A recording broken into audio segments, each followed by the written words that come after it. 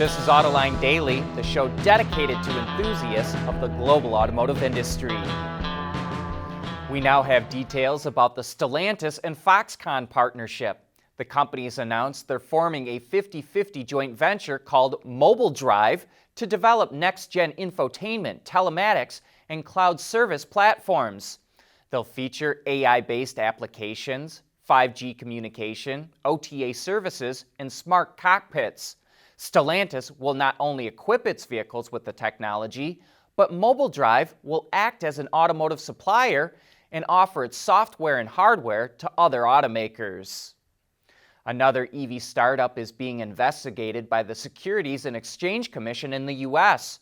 During an earnings conference call with analysts, Canoo CEO Tony Aquila revealed that it's under investigation, but he didn't offer many details. But it sounds like it could be related to its SPAC merger last year. Aquila said, quote, "EV SPACs are now facing some near-term headwinds, including the SEC's determination on how warrants are treated. Canoo has struggled since its SPAC merger, with its shares falling 2/3 since December. EV startups Nikola and Lordstown that went the SPAC route as well have also faced SEC probes in the last year."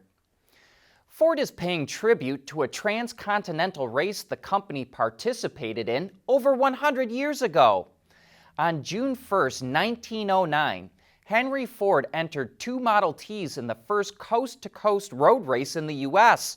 Starting in New York City, it took 23 days and 4,106 miles before one of them crossed the finish line at the Seattle World's Fair. And now Ford is performing another coast-to-coast drive with 2 Mustang Mach-E's to show off its capabilities. They'll be led by a recreation of a Model T from the original race. The cars started yesterday in New York City and will travel 6,500 miles through 20 states in 50 days.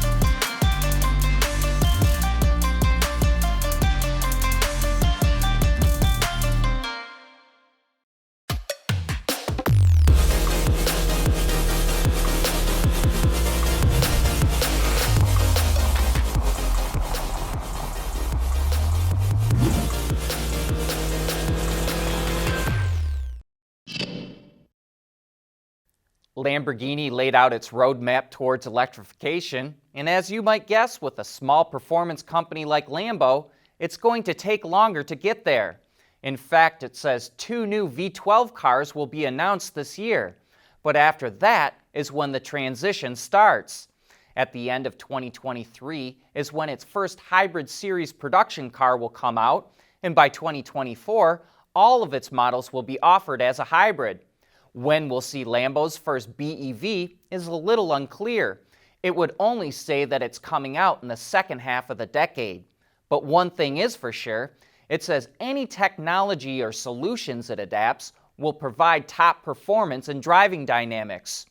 In order to reach its goals, Lambo is going to invest over €1.5 billion over the next 4 years, the largest investment in the company's history. While Honda wasn't able to justify keeping a manual transmission in the Accord, a good number of Civic owners will still be able to row through the gears. It confirmed the 5-door hatchback will have the option for a manual and that it will be the only option for SI and Type R models. It won't be available in standard Civic sedans, and Honda dropped the coupe entirely for this new generation. Sales of the Maybach version of the Mercedes S-Class are kicking off. And for a quick refresher, the vehicle features a wheelbase that's 18 centimeters or about 7 inches longer than the long wheelbase version of the S-Class. And all that extra space goes right to the rear seat passengers. It's powered by either a V8 or a V12, both of which are mated to all-wheel drive. and you get crazy luxurious features like electrically powered doors that can open and close even on a hill. But of course, those features are going to cost a lot. The electric doors will set a customer back 1,600 euros or about $2,000. That sweet two-tone paint job is over 18 grand or nearly 15,000 euros. And even the silver-plated champagne goblets are 3,800 euros or over $4,600. But that's to be expected when the V8 Maybach starts at roughly 164,500 euros or over 200 grand, and the V12 starts at $265,500 or a bit more than 217,000 euros. We want to know what drives your testing. OTA, connected car, diagnostics, remote testing. Intrepid Control Systems is here to help you work from anywhere. Intrepid Control Systems, driven by your data. Mobility is becoming electric, connected, and autonomous, just like the manufacturing world. But will always be one thing: a reliable partner for our customers.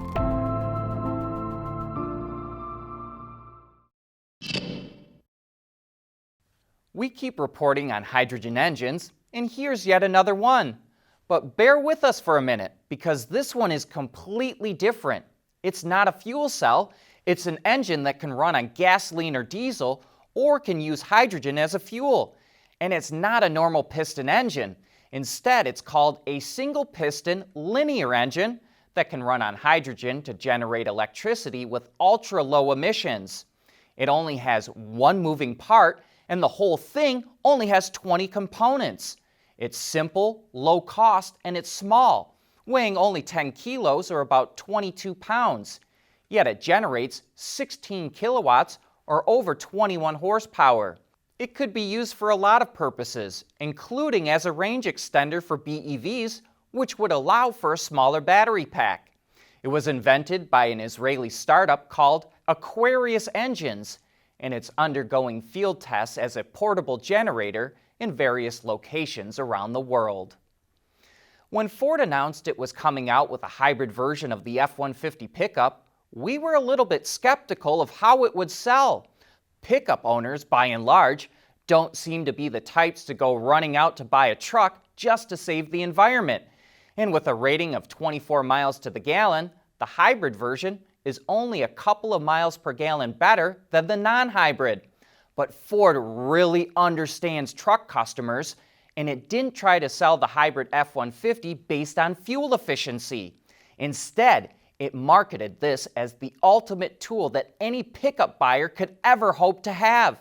It comes with a 2.4 kilowatt built-in generator, which is enough power to run a jackhammer or air compressor. And if that's not enough, there's an optional 7.2 kilowatt generator that can run a plasma cutter. And then there's the power under the hood.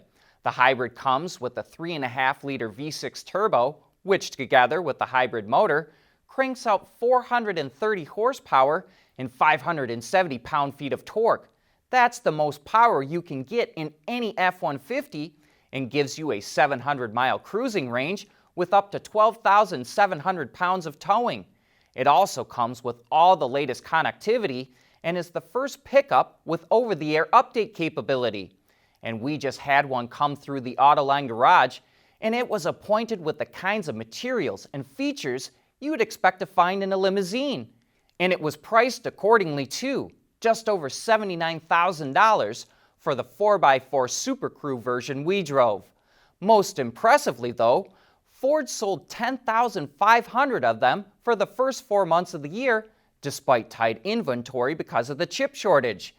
That means the hybrid has probably generated over $700 million in revenue and will probably generate a couple of $1 billion before the year is out. And we fully expect Ford to take the lessons learned from the hybrid and apply them to the electric F-150 Lightning when it hits the market. But with that, we wrap up today's report. Thanks for watching.